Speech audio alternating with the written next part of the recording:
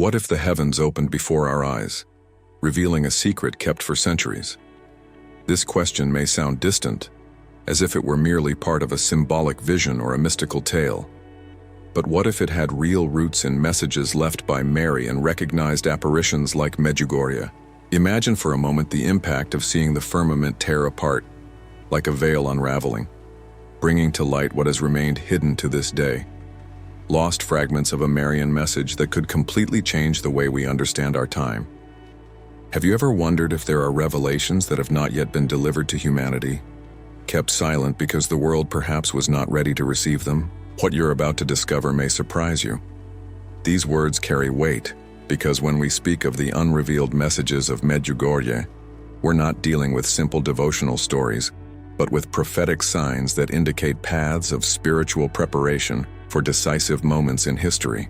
Often we get caught up in the day-to-day, distracted by material concerns and miss clues that may be right before us. But what if these signs were already happening and we simply lacked the spiritual eyes to see them?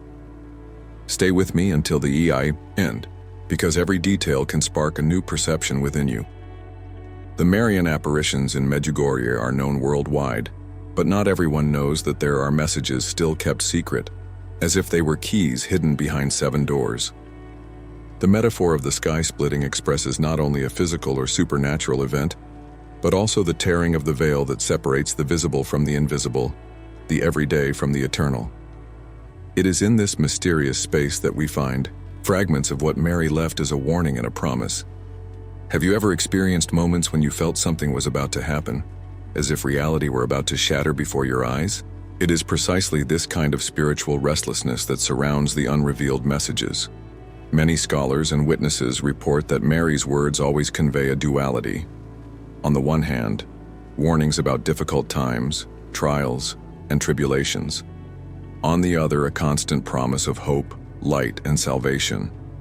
This contrast between the darkness that threatens and the light that rescues is what keeps the flame of faith alive in so many hearts. When we speak of lost fragments, we also speak of the small clues left in public messages that may point to these as yet undiscovered secrets. These are not random words, but rather guidelines that speak of prayer, fasting, conversion, and spiritual vigilance. Have you ever noticed how moments of silence, recollection, and deep prayer can reveal things that normally go unnoticed? It is precisely in this intimate space that many believers say they feel echoes of hidden messages, as if they were whispers that traverse time and space. And perhaps this is the meaning of when the sky splits. Not only a grand phenomenon, but also an inner opening, an awakening of the soul that brings us face to face with what previously seemed impossible to comprehend. Throughout this video, we'll walk through these mysteries together, exploring the possible connections between the prophecies already known and the secrets that still remain hidden. You'll realize that it's not about fear, but about preparation, vigilance, and hope. Because if there are warnings, there are also promises. And if the heavens can open to show what's hidden, they can also reveal to us the light that sustains our faith. And it is precisely at this point that our journey begins, faced with the mystery of the invisible, about to cross the veil that separates the present from what is to come. And perhaps upon hearing all this, you also felt something awaken within you, as if certain words resonated differently, bringing to the surface memories, feelings, or even questions you've long harbored. It's precisely at this point that I want to open up space for you to actively participate in this reflection. If this topic resonates with you, leave a comment below with what has touched you most so far. Which part of this message resonated with you, or even what questions arose within you. Your experience can illuminate the path of others also seeking answers, and together, we can build a community of faith and hope. And please also like this video, because this simple gesture helps the message reach even more people who need to hear something like this. It may seem small, but every like makes a difference, ensuring this content doesn't get lost among so many others. And if you want to continue following these revelations, reflections, and stories that have the power to transform the way we view life and the spiritual, subscribe to the channel. This is how you stay close, walking alongside us, and at the same time, support this message in reaching more and more hearts. Your participation here is what makes this channel grow and reach more people with this type of content. And while you leave your comment, like, and subscribe, we continue together because there is still much to be revealed, and what is to come may open our eyes even more to mysteries that remain hidden. Medjugorje is a small village in Bosnia and Herzegovina, a place that at first glance might go unnoticed, like so many other towns hidden among the mountains and valleys of the Balkans. But since 1981, this peaceful setting has become one of the world's largest centers of spirituality and pilgrimage. It was there that 6 young people claimed to have received apparitions of the Virgin Mary, and what seemed like a personal experience took on global proportions, attracting millions of people over the decades. Interestingly, this isn't just a matter of devotion or popular faith. Scholars, religious leaders, and even skeptical researchers have studied the events of Medjugorje, trying to understand the depth and impact of these manifestations. What makes this place so unique is not only the account of the apparitions, but their continuity. Unlike other famous Marian apparitions, such as Fatima or Lourdes, in Medjugorje the messages continue to unfold for years, forming a kind of thread that runs through the recent history of humanity. And it is precisely within this thread that hidden truths, warnings, calls for conversion, and promises of hope are intertwined. This constant permanence makes Medjugorje seen not only as a spiritual landmark, but as a living, ongoing call that insists on touching the hearts of those who approach. Imagine a small village suddenly becoming the stage for a global spiritual journey. People from different countries, cultures, and mindsets meet there, driven by a search for meaning and curiosity about the inexplicable. Behind the scenes of this pilgrimage, we see not only religious tourists, but also men and women carrying pain, doubts, and difficult decisions, who find in that environment a space for inner transformation. It's impossible to ignore the impact of so many testimonies of healing, conversion, and even experiences that defy rational explanation. What stands out about Medjugorje is not only the mystical phenomenon itself, but the way it directly touches the minds of those who open themselves to listen. Many report that it's not just about hearing words, but about feeling a force that reorganizes their priorities, questions their choices, and demands vigilance. It's as if Mary, through her messages, brings not only a religious call, but also a new perspective on the decisions we make every day, reminding us that every choice, no matter how small, can bring us closer to or further away from the hidden truth that sustains spiritual life. Over the years, thousands of stories have emerged about the transformative power of this place. Men hardened by grief have found solace. Lost young people have discovered meaning in their journey, and families in crisis have experienced reconciliation. These personal stories, charged with emotion, are like living fragments of the great message that still remains partially hidden. And perhaps this is what sparks the most curiosity. If only what has already been revealed has the power to impact so many lives. What is hidden in the words that have not yet reached public knowledge? Now I want to delve even deeper into this subject, because understanding Medjugorje isn't just about comprehending a historical or religious event, but about perceiving how it directly connects with our time. The village has become a prophetic sign, a reminder that there is something greater at work behind the world's apparent chaos. It's no wonder that many describe the feeling of being there as if heaven were closer, as if the barrier between the visible and the invisible were thinning. And it is precisely this idea of a heaven that can crack to reveal fragments of eternity that leads us to reflect on the unrevealed messages.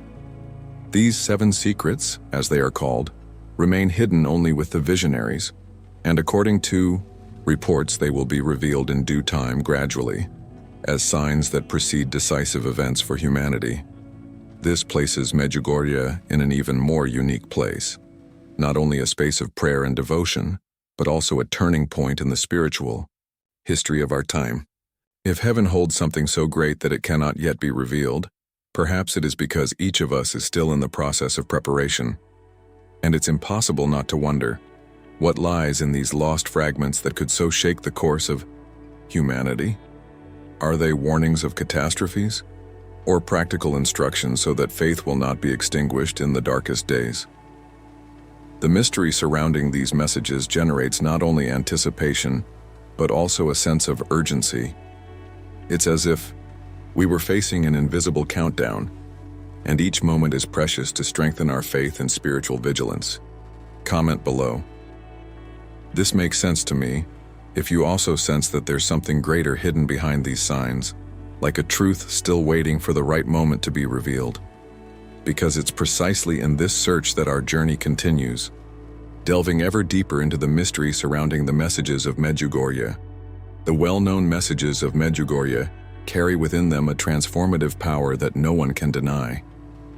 But what arouses even more curiosity, and in some ways even a certain unease, is precisely what remains hidden, as if a secret waiting for the right moment to be revealed. We are talking about the so-called 7 unrevealed messages, which the visionaries claim to have received directly from Mary. They are described as secrets of a future yet to be experienced, events that will profoundly mark humanity, and that will only be known at the exact time when each of these revelations is announced to the world. This enigma creates a kind of spiritual tension, because while we know there's something grand behind these hidden words, we also don't have full access to them. It's like standing before a closed sacred book, knowing that within it lie crucial answers and guidance, but that reading will only be permitted at the appointed time. This weight stirs the mindset of those who follow, because it raises questions that seem to echo deep within. What could be so grave or so revealing that it needs to be kept silent for decades? What impact will these messages have when they come to light? Many believers believe that these unrevealed secrets deal with events that will radically change the way we live, as if they were milestones in spiritual and even human history. Most intriguingly, the visionaries themselves affirm that these events are not merely symbolic or subjective, but real, visible occurrences that will affect not only believers, but all of humanity. And this raises even more questions. Are we facing warnings of natural disasters, wars, mass spiritual transformations, or visible signs in the sky that no one can deny? Over the years, the seer's own stance reinforced this mystery. They never denied the existence of these secrets, but they also never allowed themselves to be pressured into revealing them prematurely. It's as if they carried an immense weight behind the scenes of their souls, aware of the responsibility of guarding a hidden truth that they are not free to reveal. This brings even greater depth to the reflection, because it shows that we are not talking about mere speculation, but about content that has been entrusted and will be delivered at the exact right time, as part of a journey planned from the beginning. There's another detail that adds to the mystery. Each of these 7 secrets will be revealed publicly before it happens, so people can be aware and prepare. This means they won't just be posthumous memories of something already experienced, but foretold signs that will have a direct impact on how people view the present and the future. Consider the effect this could have on the collective mindset. Seeing a specific event announced and then witnessing it unfold before our eyes can shake beliefs, certainties, and even personal decisions. It's something capable of provoking profound transformation, not only in individuals, but throughout society. The enigma of hidden messages is precisely this: knowing that something of such magnitude is coming but not knowing exactly what. This creates a state of vigilance, a feeling that we are facing an invisible countdown, awaiting the moment when the heavens will open to reveal what was hidden. Some face this with fear, others with hope, but the fact is that no one can remain indifferent to this promise of revelation. Now, I want to delve even deeper into this topic because understanding the meaning of these hidden messages isn't just about grasping the mystery of what's to come, but also about realizing how the mere existence of this secret already provokes us today.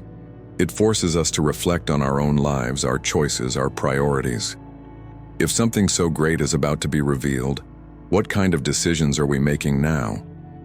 What impact would it have on us if one of these messages were announced tomorrow, showing us that our spiritual journey is more urgent than we imagined?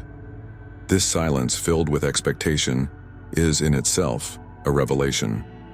It shows us that perhaps the true secret lies not only in the content of the messages, but in how we prepare to receive them. Because waiting is also an exercise in faith, vigilance, and inner transformation. And it is in this space of waiting that each of us is called to position ourselves, to decide whether we will live as if nothing were happening, or whether we will accept that there are greater signs guiding the history of humanity.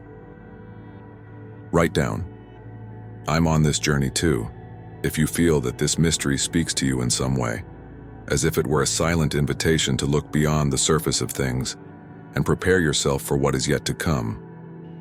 When we hear the expression, "the sky splits open," the first image that comes to mind is that of a grand, almost cinematic event. Clouds parting, intense lights crossing the horizon, and a sense that something extraordinary is about to happen.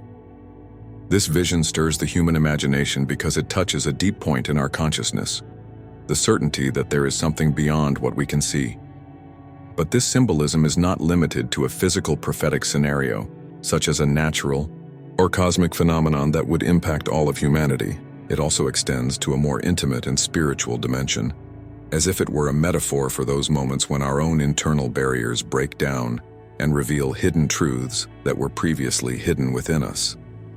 Think about how many times you've experienced situations where it seemed like the world around you was falling apart, but in reality, it was your mindset that was being transformed. The sky that splits can be that moment of inner rupture, when old certainties crumble and you find yourself faced with the need to make new decisions. It's as if life, in its most mysterious form, forces us to cross invisible boundaries to see what was previously beyond our reach. This symbolism is powerful because it connects the physical to the spiritual, the visible to the invisible, and invites us to reflect on our own journey. Within the context of the Medjugorje messages, the idea of a heaven opening is even more powerful. It reminds us that we are facing something that is not just human, but divine. The splitting of the sky represents God's direct intervention in history, a sign that the backstage of the universe is not closed to us, but can be revealed in due time. This revelation may be frightening for some, but for others it is a sign of hope, because it shows that we are not alone in the chaos of the world. It is as if heaven itself is saying, "I still have something to show." This symbolism also encourages us to view moments of crisis as opportunities for transformation. Often, when everything seems to be falling apart, it is precisely there that the greatest revelations emerge. How many people report finding a greater purpose only after facing pain, loss, or seemingly impossible challenges? The splitting of the sky, in this sense, is not just an end, but the beginning of something new. It is the announcement that behind the darkness lies a light waiting to be seen. And if we look at the history of spirituality, we see that this image appears repeatedly in different traditions. The opening sky is a symbol of revelation, of an encounter with the sacred, of access to a greater truth. In Medjugorje, this metaphor gains even more strength because it connects the heavenly with everyday life. It's not just about waiting for a great sign on the horizon, but about noticing the small cracks in the sky that already appear within us when we open ourselves to faith, prayer, and spiritual vigilance. Now I want to delve even deeper into this subject because the symbolism of the sky splitting into two dimensions, the prophetic and the spiritual, also reveals a constant tension in our lives, living between what we already know and what has not yet been revealed. This space of waiting is often uncomfortable because it confronts us with mystery. But it is precisely in this discomfort that the greatest changes are born. When the sky opens, whether before our eyes or in the silence of our hearts, something always changes. This transformation doesn't happen neutrally. It demands choices, shakes our mindset, and forces us to face head-on what we previously avoided. The splitting of the sky can mean the end of illusions, the shattering of masks, the collapse of certainties that kept us complacent. But at the same time, it opens space for a new vision, for a clearer understanding of our journey. The impact of this revelation can be profound and even painful, but it also brings with it the promise of growth, maturity, and a reconnection with what is essential. Therefore, when we speak of the sky cracking, we cannot reduce it to an image of destruction or fear. It is also a call to hope, a reminder that even ruptures have a purpose. What seems like an end may be just the beginning of something greater. What sounds like a threat may actually be an invitation to transformation. And each fragment that falls from this open sky may contain clues to the hidden truth that we are still learning to decipher. Comment below. This makes sense to me if this idea of a sky opening also speaks to you as something greater than a simple phenomenon, but as a sign of revelation that can transform both the history of the world and your own life. Over the decades that the Medjugorje messages have been transmitted, many have noticed that even among the public words accessible to all, there are nuances that seem to point to something greater, as if they were fragments of a still hidden revelation. It's not just what was said directly, but also the subtext, the insistent repetitions, the appeals that become almost supplications and carry within them the weight of a warning. These small clues are like subtle cracks in the veil of mystery, discrete signs that may very well be related to that which still remains hidden in silence. When Mary speaks of the need for constant prayer, for example, many see it as more than a devotional practice. Some see it as a veiled warning, as if prayer were not only an act of faith but also a preparation to endure times of great trial. Likewise, when she insists on fasting and penance, we can interpret this not only as spiritual exercises but as concrete strategies for inner strengthening in the face of something that demands discipline, vigilance, and courage. These repeated requests function as spiritual codes, fragments of a greater truth that has not yet been explicitly revealed. Another curious point is the way Mary speaks about the importance of peace. She doesn't just refer to the absence of external wars, but to a deep inner peace that cannot be shaken even in the midst of storms. This kind of peace is only built by those who have learned to navigate ruptures, by those who know that the sky can crack at any moment and yet trust in the promise of light. This shows that each public message can carry behind its scenes a prophetic tone that goes beyond what it seems. It's as if they were pieces of a puzzle scattered over the years which, when viewed together, reveal a broader picture. It's also interesting to note how many of these messages talk about vigilance, about being attentive, as if there were signs in everyday life that could easily go unnoticed. The insistence on this point doesn't seem random. It suggests that there are already movements underway, silent transformations that only eyes trained in faith can recognize. The invitation to vigilance is, at the same time, a reminder that fragments of hidden truth are already in the world, waiting to be understood by those willing to look beyond the surface. Some scholars and pilgrims who closely follow the messages believe that these indirect fragments are like gentle announcements of what is to come. They don't reveal the secret in its entirety, but function as glimpses, like glimmers of light escaping through the cracks of a still closed door. The impact of this is profound, because it makes us realize that we are not merely passively awaiting future revelations but already receiving portions of them in the present, in the form of practical instructions and invitations to inner transformation. Now I want to delve even deeper into this topic, because the idea of lost fragments leads us to reflect on how we deal with what is already before us. How often do we wait for great signs, when in fact the most important revelations already manifest in the details, in words that seem simple but carry immense power? This active waiting, where we recognize the clues hidden along the way, is part of the spiritual journey. It requires not only faith but an awakened mindset, ready to interpret signs and make decisions aligned with something greater than our own logic.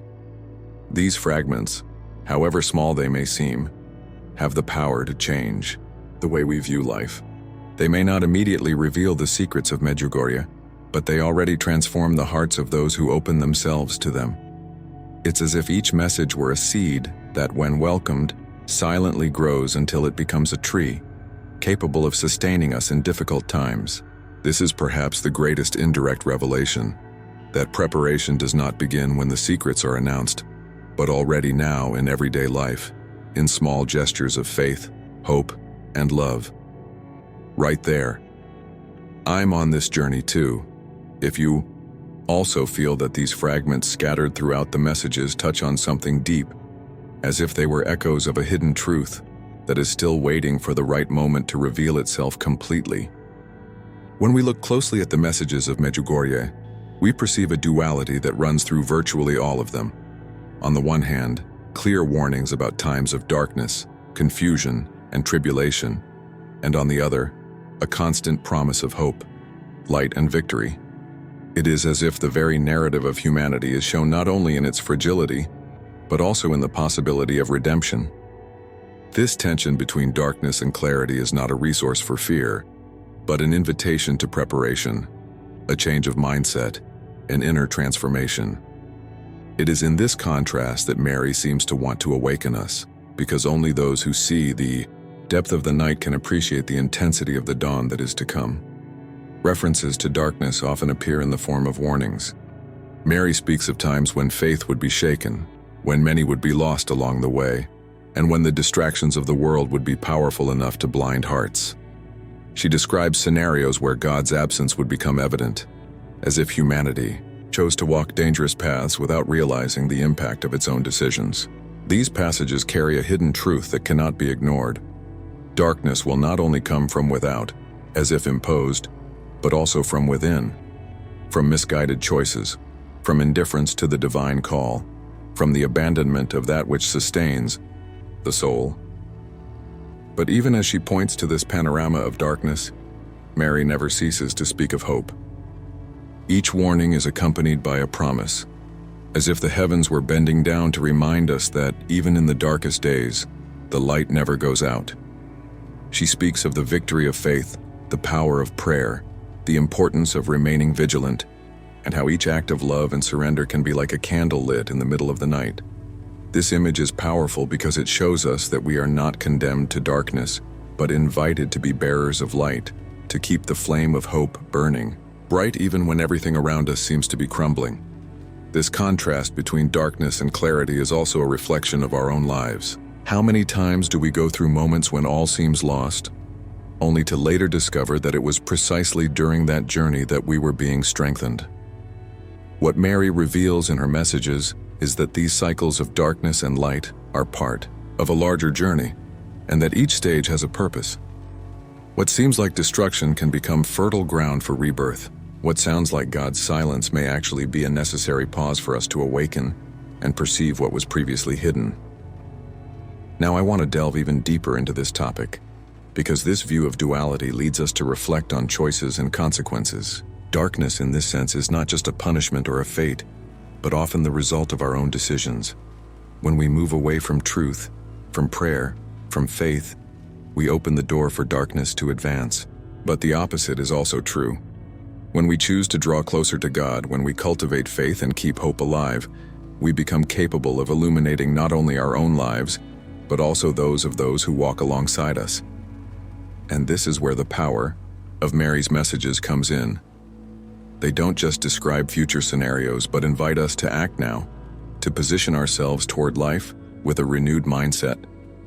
It's not about waiting for the worst to happen and then seeking the light, but about building, from now on, an attitude of vigilance, prayer, and trust. This balance between awareness of danger and the certainty of promise is what keeps the heart awake and ready for any circumstance. It's as if humanity is being called to see that night is not the end, but a passage, and that, even when the sky seems closed, there's always the possibility of it opening, cracking, revealing the clarity that was hidden behind the clouds. This is the power of the hope Mary offers us, the reminder that no darkness is absolute, that there is always a brighter light waiting for the right moment to manifest itself. Comment below. This makes sense to me.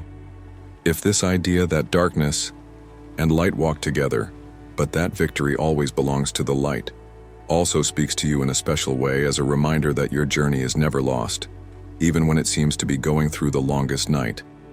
Among all the elements that permeate the messages of Medjugorje, there is one point that Mary repeats with almost maternal insistence: the importance of prayer and fasting. And at first glance, it may seem small, even too simple, given the grandeur of the secrets and mystery that surround them. But when we delve deeper, we realize that it is precisely in this simplicity that lies hidden a power capable of sustaining human beings in the most difficult moments. Prayer and fasting are not merely devotional practices, not merely rituals. They are practical and concrete preparation, a form of spiritual discipline that shapes the mindset, strengthens decisions, and builds resilience in the face of storms. Mary insists on prayer because it is above all a direct connection with the divine. It's like an invisible thread that keeps us connected to God, even when everything around us seems to be falling apart. Praying isn't just repeating words, but opening our hearts to the hidden truth that sustains existence. How many times have you experienced moments when there seemed no way out, and suddenly prayer brought peace, clarity, or even courage to face what seemed impossible? It is this silent power that Mary asks us to cultivate, an inner space where God's voice can be heard amidst the noise of the world. Fasting, in turn, is often misunderstood. Some see it only as physical deprivation, but it is much more than that. Fasting is training the will, learning to say no to small desires so that we can have strength when challenged by greater temptations or trials. It is like a behind-the-scenes exercise in the spiritual life, strengthening discipline and freeing us from dependencies that weaken the heart. Mary does not call for fasting to impose suffering, but to prepare each person to be freer, more alert, and more capable of perceiving the signs around and within themselves. These practices, prayer and fasting, are like invisible pillars that support those willing to follow them. They are not just spiritual recommendations, but true instruments of inner transformation. And when we look at the messages of Medjugorje, we understand that this preparation is not optional, it is essential. Because if we truly are heading toward times of tribulation, if there are secrets yet to be revealed that will have a global impact, we need to be spiritually firm so as not to get lost in the confusion. Now, I want to delve even deeper into this topic because prayer and fasting are not only weapons against external darkness, but also against our own internal weaknesses. We all carry battles that no one sees: insecurities, doubts, addictions, silent fears. Prayer illuminates these hidden areas, bringing personal revelations that help us make better decisions. Fasting, in turn, strengthens the mind and body so that we are not slaves to these inner shadows. It's as if each practice is a training session that prepares us not only for future major events, but also for the behind-the-scenes aspects of our daily lives. And there's another very important detail. Both prayer and fasting are profoundly communal acts. When Mary speaks of them, she's not just thinking about the individual, but about families, communities, and even all of humanity. Each person who prays and fasts contributes to the strengthening of a spiritual chain, as if each individual effort were united in a protective network that encompasses the world. This is why many pilgrims to Medjugorje report feeling a different atmosphere there, because thousands of voices unite in prayer, and the impact of this transcends what meets the eye. These two practices are also a reminder that spiritual preparation is accessible. We don't depend on large structures, advanced technologies, or extraordinary resources. Prayer can be done in silence, anywhere. Fasting can be practiced simply, with small sacrifices that remind us of the essential. It's as if Mary is telling us that faced with such grand secrets, the path to remaining steadfast is within everyone's reach, regardless of social status, culture, or knowledge. Ultimately, this is the great lesson. Preparation is not mystical, in the sense of being distant or unattainable, but practical, concrete, and possible. And this shows us that the true secret lies not only in future events, but in the daily transformation we can experience now. Because when the sky cracks and the hidden truth comes to light, only those who have learned to sustain themselves through the small practices that build solid faith will remain standing. Right there. I'm on this journey too. If you understand that prayer and fasting are not just religious symbols, but paths of strength and real preparation to face both the trials of life and the mysteries that still await revelation. In all of Mary's messages, there is one word that resonates powerfully and spans generations: vigilance. Being spiritually vigilant is not about living in a state of fear or anxiety, but about cultivating a heightened awareness, a gaze that goes beyond the immediate, that refuses to be lulled by the constant distractions of modern life. How often do we find ourselves so immersed in commitments, noise, and external pressures that we fail to notice the subtle signs life places before us? This is where vigilance becomes essential. It invites us to open the eyes of our soul, to develop a mindset capable of perceiving the invisible and interpreting the behind the scenes of what is happening in the world. Mary insists on this call because she knows that the greatest danger lies not only in external events, but in inner slumber, a heart that becomes complacent, that stops praying, that abandons the discipline of the Spirit, ends up becoming fertile ground for confusion. And when the signs manifest, these inattentive hearts fail to recognize them. Spiritual vigilance then means living as someone who is attentive to the present moment, but who also carries within themselves the awareness that something greater is at work. It is understanding that every detail can carry a deeper meaning, that every event can be a clue to greater revelations. This vigilance isn't heavy, it's not a burden.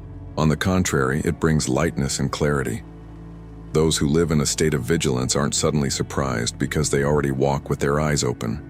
It's like someone walking through the night with a lit lantern. They may not see the whole path at once, but they see enough to take the next step safely. This image helps us understand why Mary repeats this appeal so often. She knows that times can bring darkness and confusion, but she also knows that those who maintain the light of vigilance will not be lost, even in the most challenging scenarios. Now, I want to delve even deeper into this topic, because spiritual vigilance isn't just about waiting for grand signs in the sky or spectacular events that confirm prophecies. It begins in everyday life, in small gestures, in seemingly simple choices that reveal the direction of our lives. It's about being mindful of how we use our time, how we treat people, and what decisions we're making in silence. Vigilance is, above all, an exercise in awareness, noticing when we're being carried away by distractions that take us away from the essential and refocusing on what truly sustains our journey. Many accounts of Medjugorje show that this vigilance is also a preparation for secrets yet to be revealed. If there are messages that will only be known at the right time, how can we be ready to receive them if we are not spiritually awakened? What good is it for the heavens to split open and show clear signs if the human heart is so numb that it is incapable of interpreting them? Vigilance in this sense is like continuous training, a state of attention that prepares the spirit to understand the impact of each revelation. This call also invites us to reflect on the difference between living on the surface and living in depth. Those who live only on the surface risk being swept away by the waves of every new development, every crisis, every external noise. But those who live in depth, cultivating spiritual vigilance, learn to remain steadfast even when everything around them seems unstable. This steadfastness comes not from one's own strength, but from a confidence built day after day, in silence, in prayer, in conscious choices that shape an awakened mindset. And there's something even more significant. Spiritual vigilance creates in us a more sensitive perspective on others. Those who are spiritually awake can perceive pain, needs, and even signs in their brothers and sisters that go unnoticed by those who are distracted. It's as if this attention to the invisible makes us more human, more compassionate, more attentive to the small revelations that God places in each person's life. This vigilance, therefore, doesn't isolate us but connects us more deeply to the world and to the people who walk alongside us. This call to vigilance is, at its core, a call to freedom. Being awake means not being manipulated by illusions, not being dominated by fears, not being enslaved by false promises. It means living with clarity, knowing how to discern between light and darkness, between truth and lies, between what truly matters and what merely distracts. And this freedom is essential to face the times of uncertainty that Mary foretells in her messages. Comment below. This makes sense to me if this idea of being spiritually awake also resonates within you, as a reminder that the greatest secret is not just waiting for signs in the sky, but cultivating the clarity of heart necessary to recognize them when they finally arrive. When we speak of spiritual vigilance, we are inevitably led to recognize that life is not just what we see with our eyes. There is an invisible battle going on all the time, a silent struggle between light and darkness, between that which uplifts and that which drags us down. This battle is not fought with material weapons, but with influences, choices, and forces that act behind the scenes of our existence. This is precisely why Mary, in Medjugorje, insists so much on spiritual preparation, because she knows that each heart is like a battlefield where daily decisions define whether the light will prevail or the darkness will expand. This invisible struggle isn't something distant, reserved only for apocalyptic scenarios. It happens in every thought, in every seemingly small decision, in every opportunity we choose between acting with love or allowing ourselves to be guided by selfishness. When we give in to indifference, lack of compassion, or lies, we open small gaps for darkness to advance. But when we choose faith, truth, and hope, we strengthen the presence of light within us. This dynamic is constant and silent, but it has a profound impact on our journey. It's as if we are always in the middle of a force field where our choices become weapons or shields. Mary reminds us that the armor needed for this battle is not made of iron or steel, but of faith. Faith is what protects the mind against paralyzing doubt, the heart against despair, and the soul against emptiness. Those who don this armor learn to see beyond the chaos, knowing that the last word never belongs to the darkness. And this protection is not something theoretical, but real. How many people testify that, even in the midst of pain and crisis, they felt an inexplicable inner strength that sustained them? This is the armor of faith in action, discreet but powerful. Now I want to delve even deeper into this subject, because understanding this invisible battle means understanding that it doesn't happen outside of us, but within us. We often look for external culprits, we see threats everywhere, but we forget that the most decisive battleground is internal. It's within the human heart that the war between trust and fear, hope and despair, love and indifference rages. It's in the silence of conscience that each person decides whether to allow themselves to be dominated by darkness or to raise the flame of faith, even amidst the shadows. This spiritual war, though silent, has clear repercussions in the visible world. Just look at history. How many times have entire societies been transformed by the loss of faith, or conversely built up by people who kept hope alive? The invisible shapes the visible, and humanity's spiritual underpinnings determine the course history will take. Therefore, Maria insists that prayer, fasting, and vigilance are not just religious practices, but real strategies for keeping the light burning in the midst of battle. Those who understand this see these practices not as burdens but as indispensable weapons. And there's also an essential point: no one fights alone.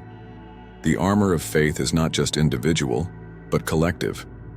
When entire communities gather in prayer, when families decide to walk together in faith, strength multiplies. It's as if small lights scattered throughout the world unite, forming a brightness capable of dispelling dense darkness. This image is deeply comforting because it shows that the spiritual struggle, though intense, need not be lived in isolation. We are called to be soldiers in the same battle, united by a greater purpose.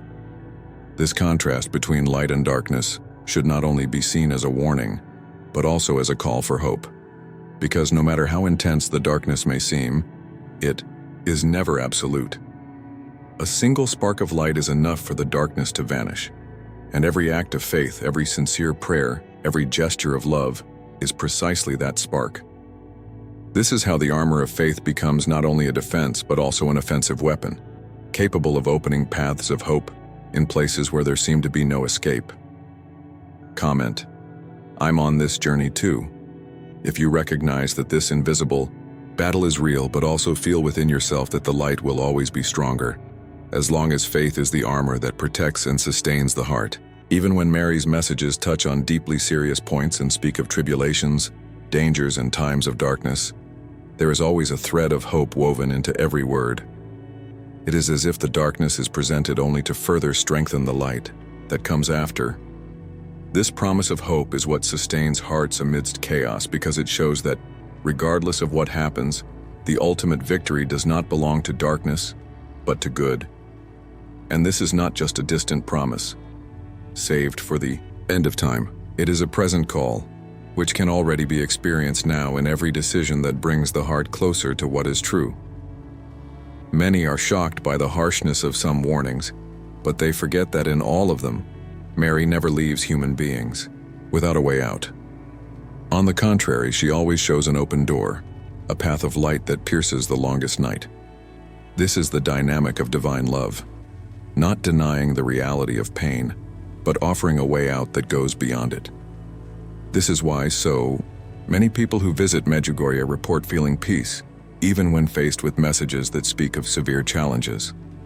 Because what remains engraved in the heart is not the weight of the warning, but the gentleness of the promise that God does not abandon his children. This hope is not naive, nor is it an illusion constructed to soothe consciences. On the contrary, it is firm, concrete, the fruit of a hidden truth that permeates history. The light always wins. This certainty is what allows so many pilgrims to return from Medjugorje transformed. They understand that faith does not eliminate battles, but it guarantees that none of them will be in vain. Every tear, every effort, every prayer becomes part of a larger fabric, where evil may even try to expand, but it will never have the last word. Now I want to delve even deeper into this subject because the promise of hope is not just something collective, intended for humanity as a whole.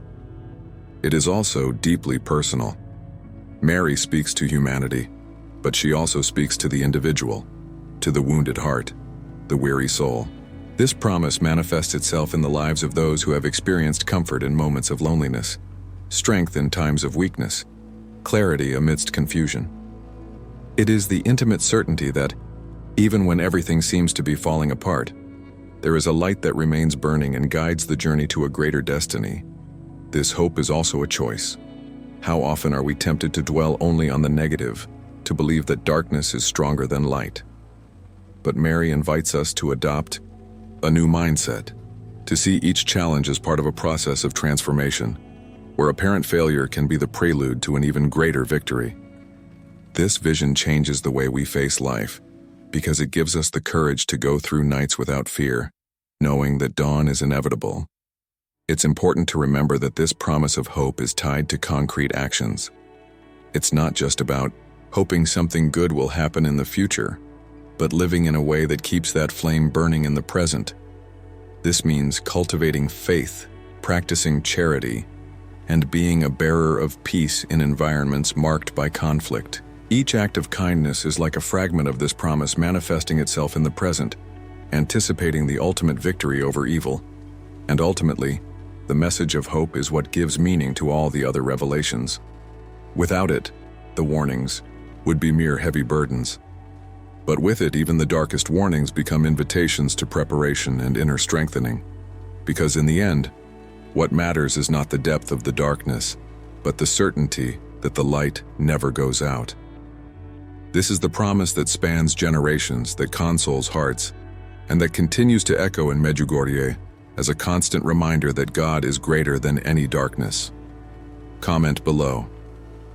This makes sense to me if this promise of hope also speaks to you in a special way, as a reminder that despite everything that may happen, there is a victory already guaranteed for those who remain firm in the light. What if these messages were revealed today, before our eyes, like a hidden truth finally revealed? Have you considered the impact this would have on your life? I'm not just talking about external events, but about the transformation that could occur within you. We often live as if we had all the time in the world, putting off important decisions, postponing changes we know are necessary, ignoring signs that are already before us. But what if the sky were to split open right now, bringing to light every revelation kept hidden for so many years? How would you react? What would change in the way you live, think, and feel? This question is powerful because it forces us to look within and see if we are truly prepared. Perhaps without realizing it, we are living on autopilot, simply repeating routines, unaware that at any moment something could turn our journey upside down. Imagine waking up tomorrow and discovering that the secrets have begun to be revealed, that every word announced in Medjugorje is beginning to be fulfilled before us. Would you feel fear or hope, anxiety or trust? It is at this point that the call to vigilance, faith, and hope becomes so real. Because deep down, these messages are not just about the future, but about the present. Now I want to delve even deeper into this topic, because this reflection isn't just about imagining external scenarios. but about realizing how we are already experiencing our own fragments of revelation. Every challenge we face, every pain that transforms us, every decision that brings us closer to or further from faith, is already a form of personal prophecy.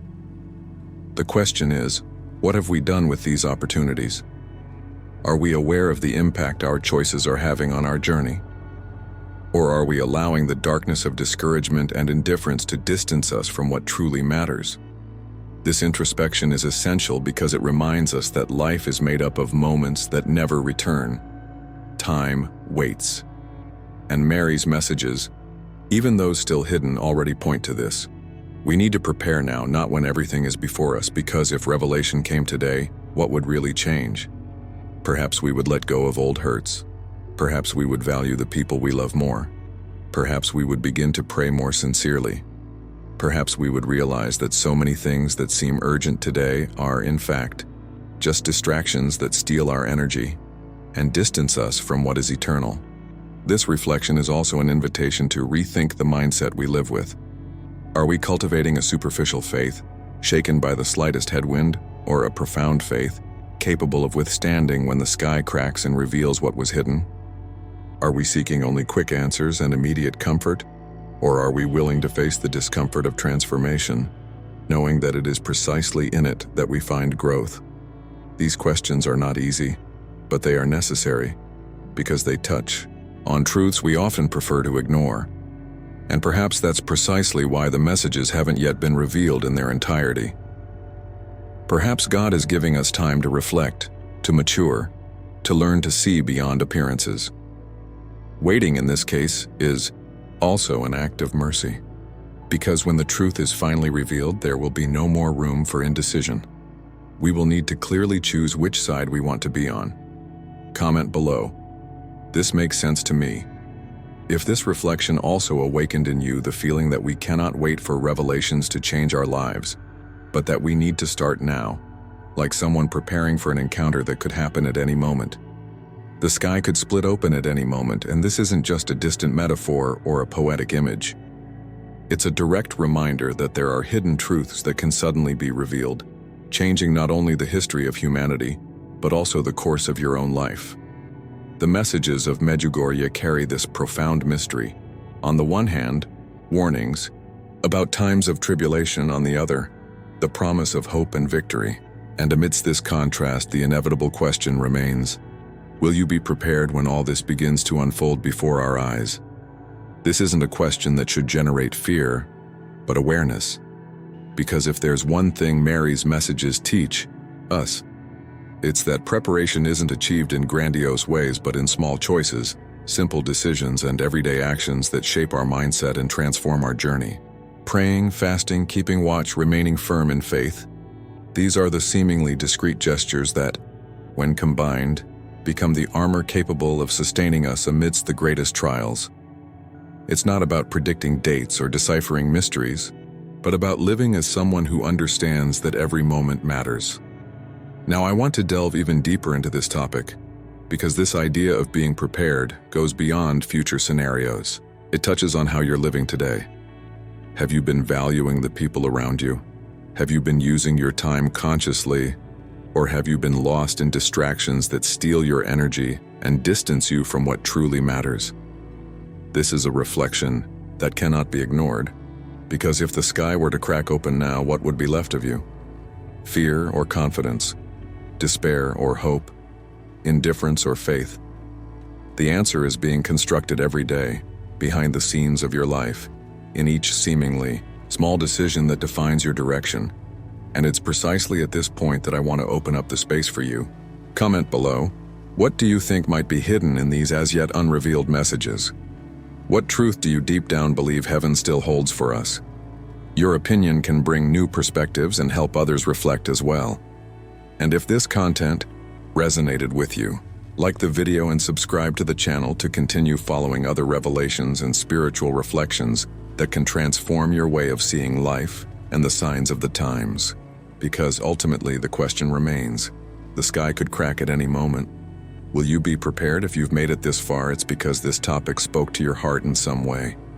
And that's why I want to invite you to continue this journey with me.